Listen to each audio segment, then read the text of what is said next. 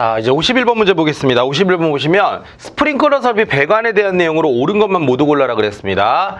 자, 스프링클러 헤드가 설치되어 있는 배관은 가지배관이라고 합니다. 가지배관이죠. 이 교차배관은 이 가지배관에다가 이제 물을 급수하는 배관을 교차배관이라고 하고요. 헤드가 설치되어 있는 배관은 가지배관이죠. 그래서 기억은 틀렸습니다.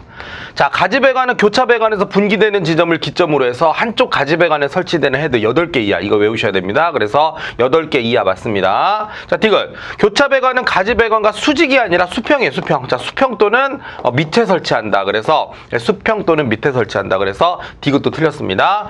자, 교차배관 중간에 청소구를 설치하는 게 아니라 청소구는 항상 어디에 설치하는 거죠? 끝부분에 설치가 돼 있어야 원활하게 우리가 청소를 할 수 있다는 거죠. 그래서 요것도 일단 틀렸네요. 그래서 다 틀렸네요. 그러면 이제 옳은 것만 모두 골라라고 했으니까 2번만 맞습니다. 그래서 2번 체크해 주시면 되겠습니다. 자, 52번의 습식 스프링클러인데 습식 스프링클러의 장점은 일단은 뭐 설치나 조작이 간단하고 원리나 구조가 간단하다는 거예요. 그래서 뭐 1번이나 2번이나 4번이나 다 괜찮은데 5개 사용이 불가능합니다. 왜냐하면 이게 습식이라서 배관 안에 물이 차 있기 때문에 동결의 우려가 있어요. 그래서 동결의 우려가 있기 때문에 동결 장소 및 5개 장소에는 사용이 불가합니다. 그래서 아닌 거는 3번을 체크해 주시면 되겠습니다.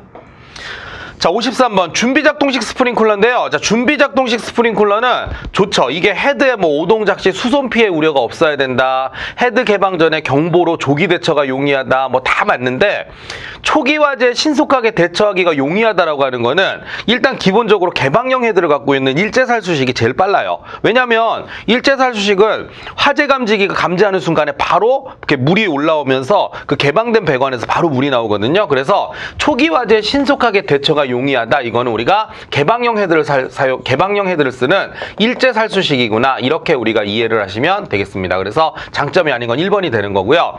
보통 준비작동식은 뭐 감지기가 작동을 하면 일단 배관에 물을 채워주긴 하는데 실제로 화재에 의해서 헤드가 이렇게 열려야만 물이 나오기 때문에 우리가 뭐 신속하게 대처한다. 요거는 일제살수식보다는 좀 느리다고 생각하시면 됩니다. 그래서 53번에 답은 1번이고 사실 저는요 뭐 이거에 대해서 또 할 말이 많지만 이것도 마찬가지로 안전원 교재를 바탕으로 그대로 장단점을 가지고 낸 거니까 너무 깊이 생각하지 마시고 그 교재 내용을 가지고 그대로 냈구나라고 생각하시면 뭐 크게 어려움은 없으실 겁니다. 읽어보시면 되겠죠? 자, 그 다음에 이제 54번 문제 보겠습니다. 자, 헤드가 다른 게 뭐냐? 방금 전에 말씀드렸는데 모두가 폐쇄형 헤드를 쓸 때 일제살수식만 개방형 헤드를 씁니다. 그래서 다른 거 골라라 그러면 이런 거 외우셔야 돼요. 그래서 당연히 3번의 일제살수식 스프링클러가 해당이 되는 것입니다.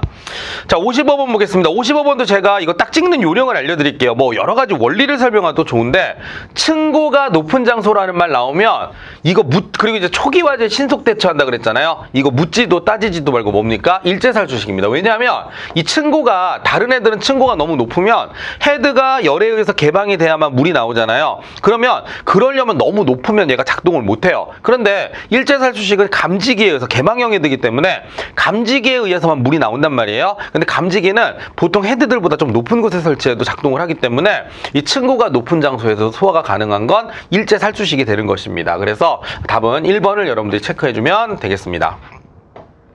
자, 56번은 별도의 감지장치를 필요로 하는 게 뭐냐라고 했어요. 그죠? 자, 원래 일반적으로 별도의 감지장치를 필요한 거는 습식이나 건식을 지우시면 돼요. 습식이나 건식을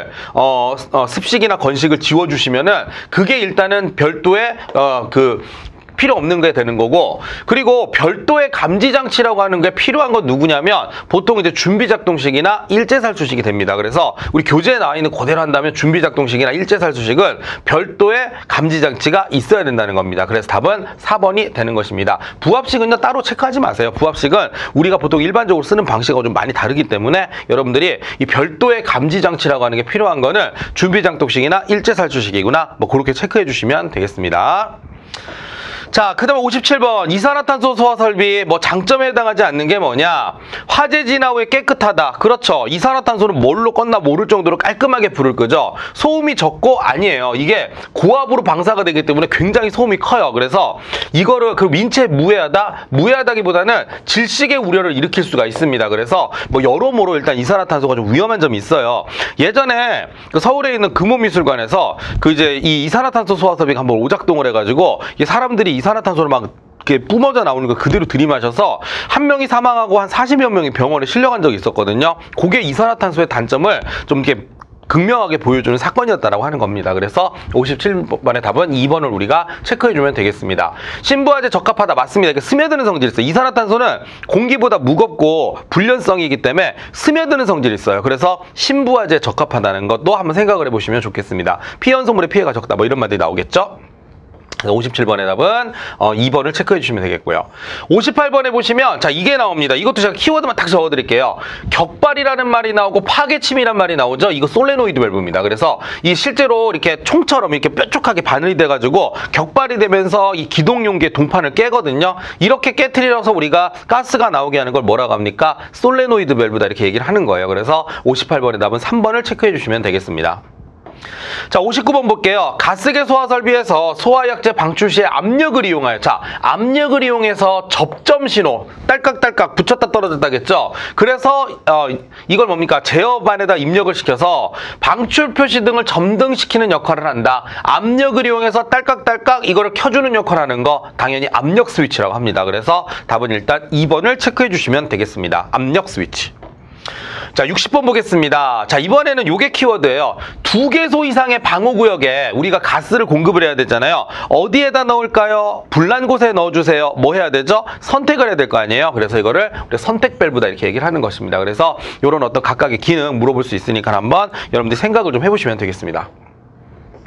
61번 보겠습니다. 가스계 소화 설비에서 기동 스위치, 방출 지연 스위치, 보호장치, 전원 표시 등이 내장된 게 뭐냐? 자, 스위치가 들어있죠, 스위치. 작동을 해야 되는 스위치 같은 것들이 들어가 있습니다. 이걸 뭐겠어요, 당연히. 그렇죠. 이거를 수신반이 아니라 뭐라고 합니까? 수신반은 우리가 이제 이런 어떤 기동 스위치나 방출 지연 스위치 이런 게 들은 게 아니라 이런 걸 뭐라고 하죠? 수동 조작합니다. 이렇게 얘기합니다. 슈퍼 비조립 판넬, 이게 SVP라고 하는 거 있죠? 수동 기동 장치에서 답은 1번을 여러분들이 체크해 주시면 되겠습니다. 이것도 우리가 교재에 있는 그 설명을 그대로 활용을 하는 것이니까요. 여러분들이 문제 푸시는 데는 크게 어려움이 없었을 거라고 믿습니다.